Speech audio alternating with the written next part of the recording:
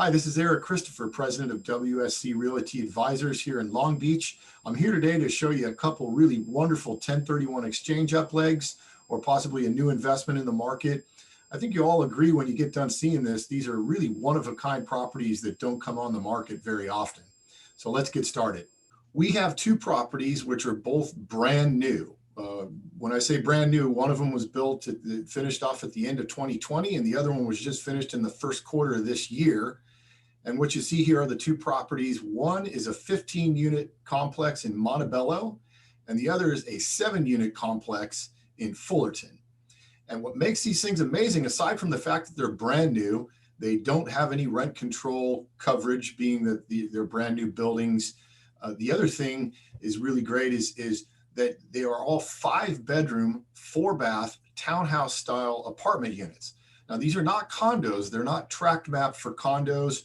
These are true to form rental units, but they fit a mold that I've never really seen in quantity before. 5-bedroom, 4-bath is something you may see here and there in a way of a single family residence, but certainly never a collection of rental units in one property.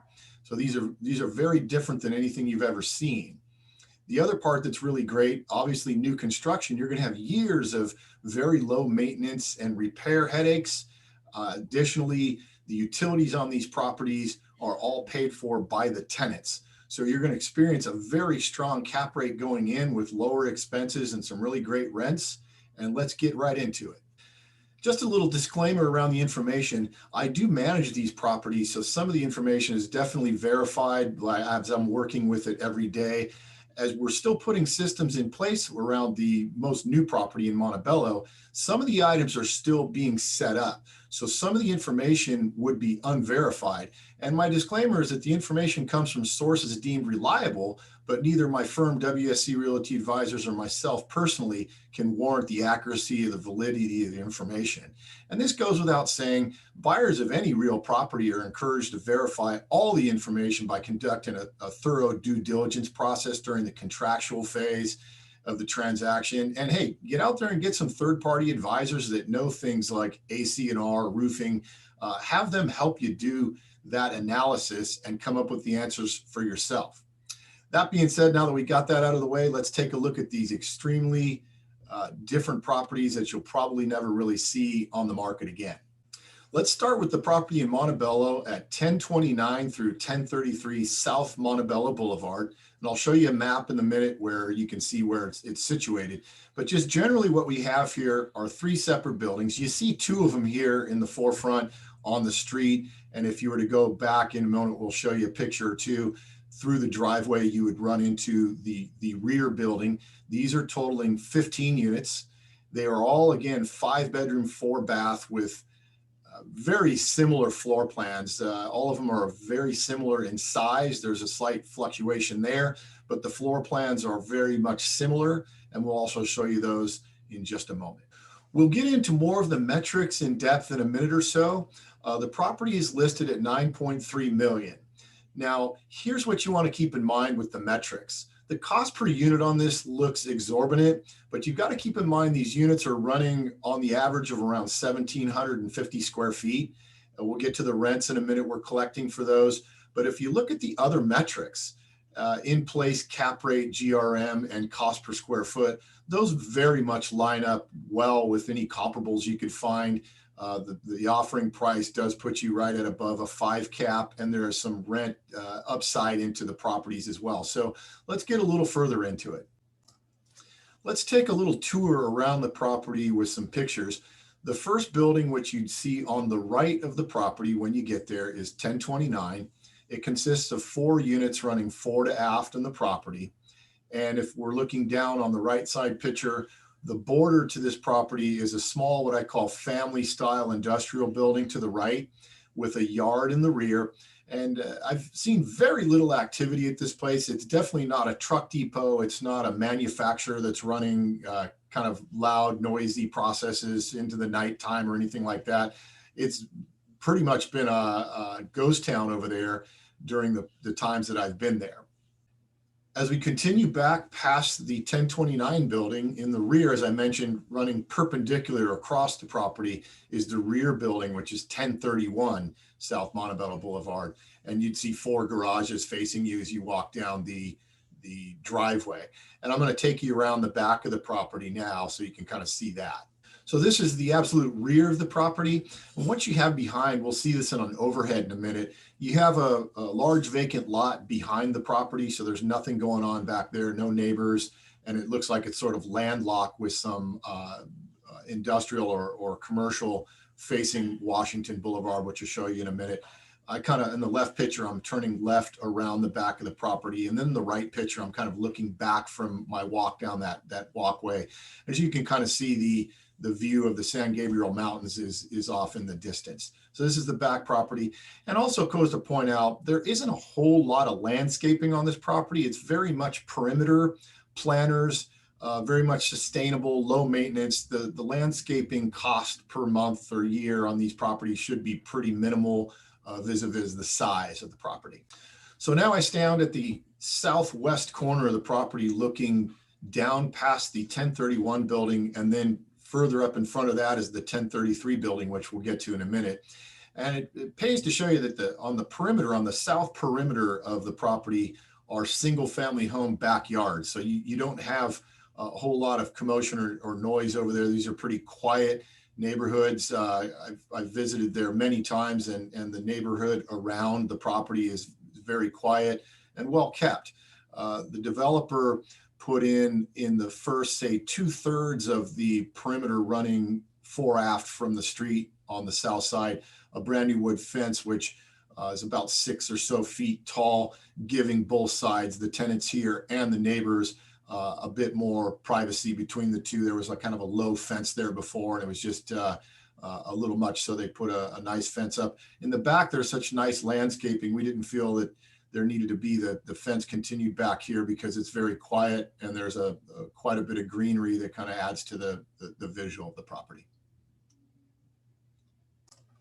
And finally, the south building is the 1033 building. The first 2 buildings I just showed you, 1029 and 1031, have 4 units each. This 1033 building has 7 units, as you can see kind of on the top right picture going down the driveway. You see 7 garages there. Very similar unit layouts. And again, just being kind of doubling up on it, on the south side of the property, this is where the single families are that run fore to aft with their backyards. And then I'll just add in a little bit about the on-site parking. In addition to the 2-car garages, there is approximately 4 or 5 surface spaces, unassigned surface spaces for visitors. There's 4 of them in the front and approximately 4 or so more in the back. And those add to the on-site parking, which we'll show you in a minute. The off-site parking on the street is very low density here. And so it makes for easy parking for all tenants involved. Let's go through an interior unit tour. And again, I mentioned all of these are very similar size and very, very similar layouts. Many of them are actually identical, and then there's just a few small variations. Let's start on the top level. So these are 3 stories. On the top level, the 3rd story, we have 3 bedrooms and 2 baths plus a laundry room. One of the bathrooms on this level has a connected bathroom, so you could kind of think of it as a master bedroom. And then going down the hallway from there are 2 other bedrooms which share a bathroom in the hallway. And then between those 2 bedrooms in the hallway, there's a shared bathroom, and then a separate laundry room on the 3rd level as well. Going down 1 level to the middle level, kind of thought of as the main living space, what you'll see there is the kitchen and family room area. And then behind that, behind the stairwell, there's an additional bedroom, which has a bath connected to it. But there's a second door on the bathroom, which also allows that to be a guest bathroom for people that are coming over. So basically the mid-level has the kitchen, family room, and 1 more bedroom, which you could kind of think as a quasi-master bedroom as well. Again, kind of highlighting the kitchen living room area. As you can see, the kitchen's very nice and clean. They come with quartz countertops, a center island in most of the units. There's a couple units that have the center island kind of pushed over against the wall, but they all have that same equivalent counter space. And then off of the living room area, each unit, all of them on both buildings, have a outside balcony. As for the kitchens, as you can see, there's appliances in place, which consist of a dishwasher, a stove oven, and an overhead microwave. The tenants are charged to bring in their own refrigerator and washer and dryer. Now we've gone down to the first level, the bottom level, and what you see there is an entry door, your actual front door.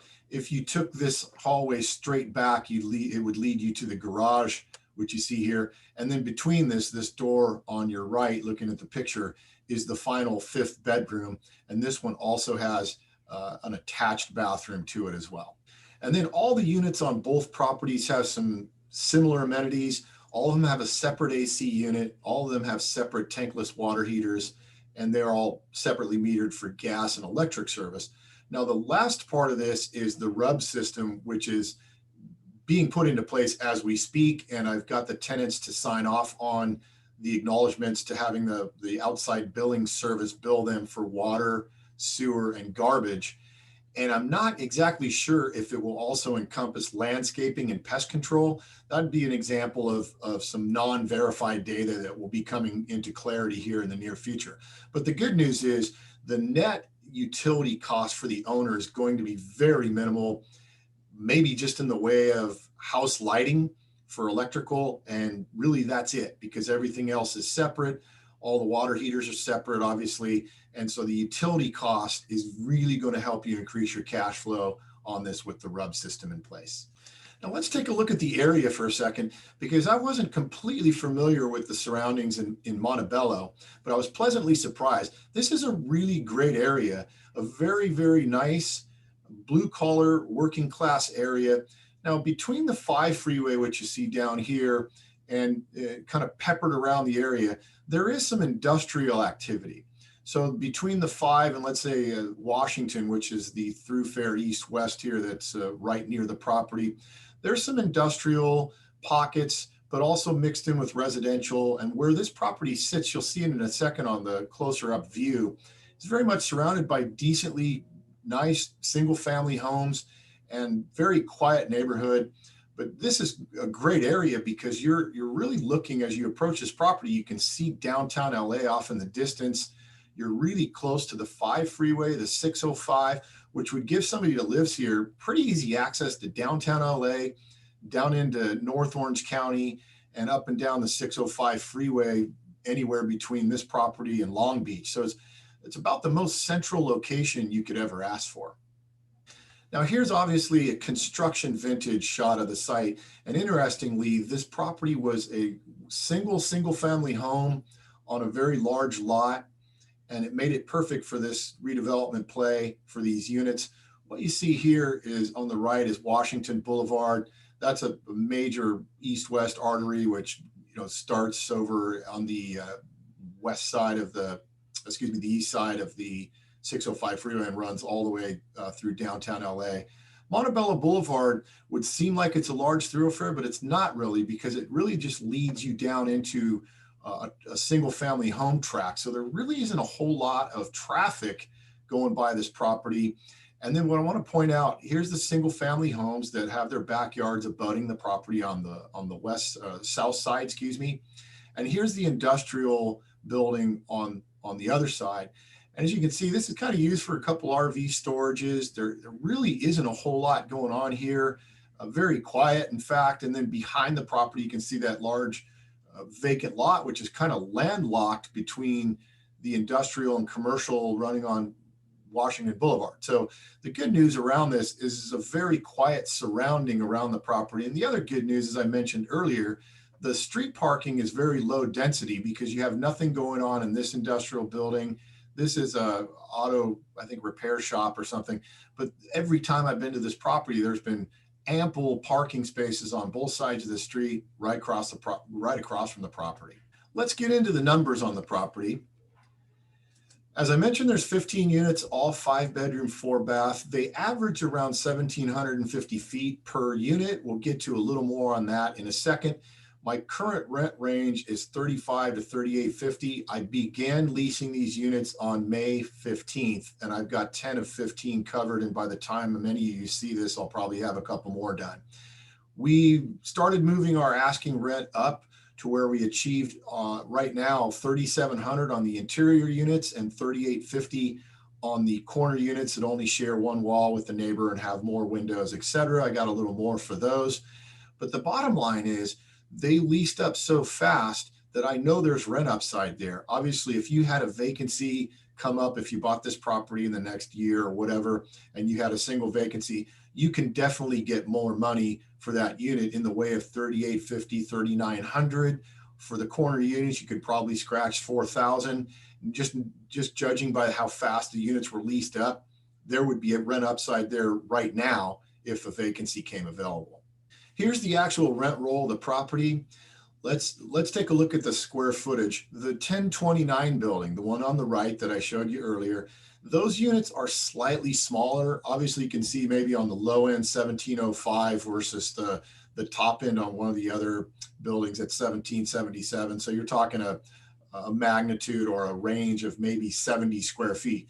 Now, what we didn't have any problem with was keeping our rent structure on those units. It's hard to really tell that they're much smaller. Those floor plans are slightly different than the rest in the property. And actually, those were the most popular of the group as we were leasing them up. Those actually got done quicker than the rest. And then on the larger end, you can see that most of them are around 1750, 1760-ish range. And you can see the rent roll there. Now, 5 of those units are still vacant. They are of the $3,700 variety. The corner units at the $3,850 went pretty quick. And you can see, I put a pro forma in there that should be a very reachable number. And you can see that there'd be immediate rent upside in the property. So let's take a look at the overall financial picture. Again, the list price is $9.3 million.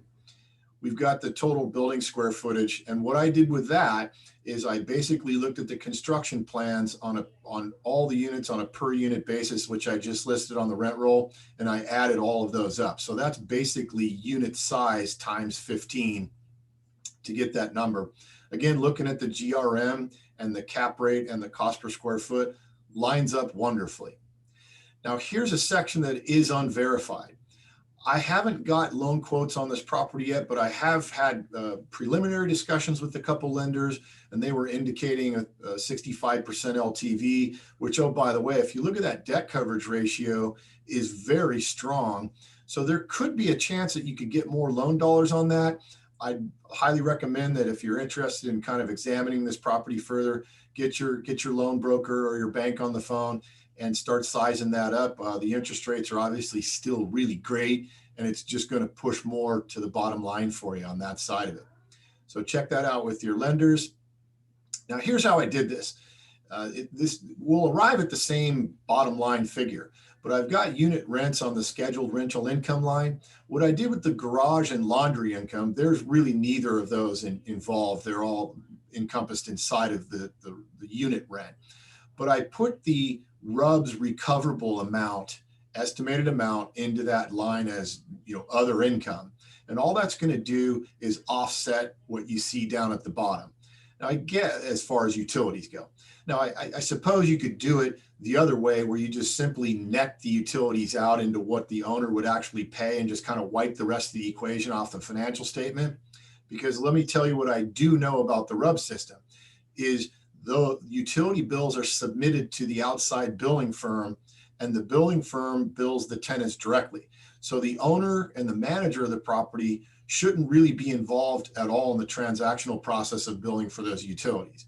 Again, it's going to come out with the same net effect of what the expenses are if you put it into the income side and then offset it with the utilities, or you just netted them out, you'll come with the same type of answer. Here's the other thing that maybe is a little peculiar. I don't really believe that you're going to spend $1,000 per unit or $15,000 on maintenance next year. The bank is going to write something in there for that, but I would guesstimate that something in the way of half of that would be suitable. But there's a provision for that. We've got a 5% management fee in there. That number is a little lower than 5%, but here's the thing. Many of you may decide to manage this property yourself. If you'd like to keep it with me, we would love to talk to you about that. I've got my whole portfolio up on Appfolio now, which I don't know if you've all heard of that, but it's basically the state-of-the-art cloud-based property management platform where everything that can be automated is. All the tenants pay through it. The maintenance and repair requests are through that. So this property is currently on AppFolio, and to keep the management in place as it is would certainly benefactor you into keeping the AppFolio system running.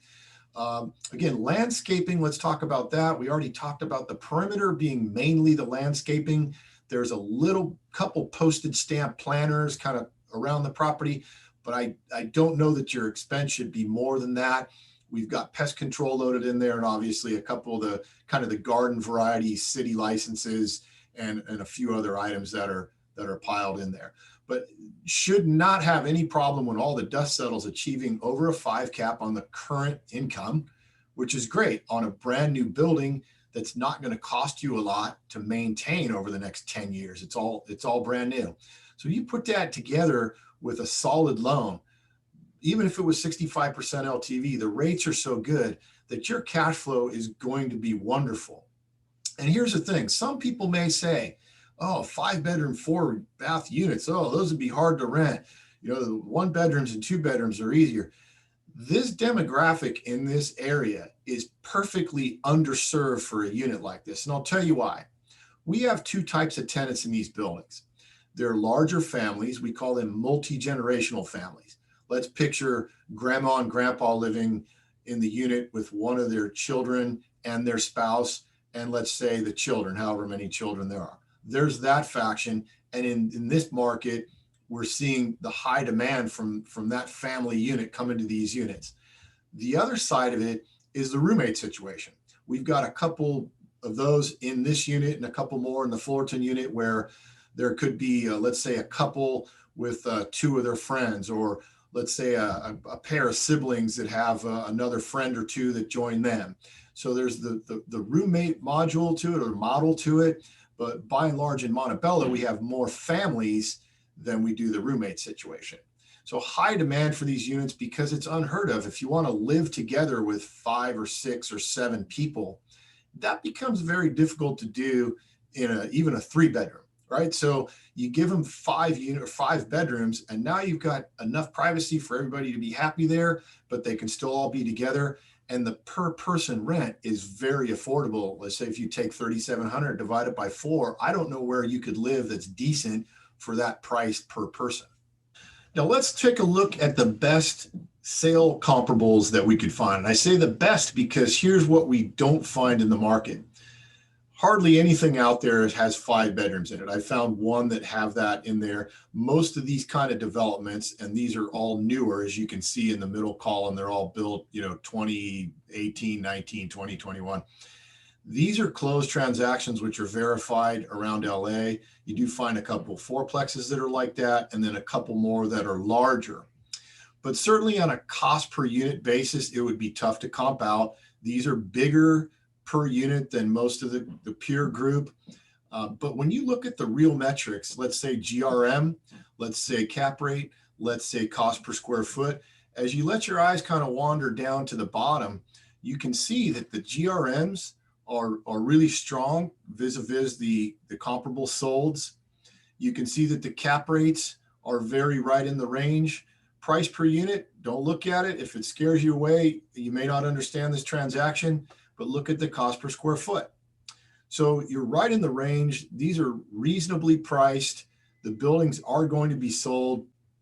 I'll make a side note that the developer that built these doesn't really want to sell them, but just to keep this short, simple story, the business model that he's carrying is requiring him to sell them, but I know that he wouldn't want to sell them if he didn't have to.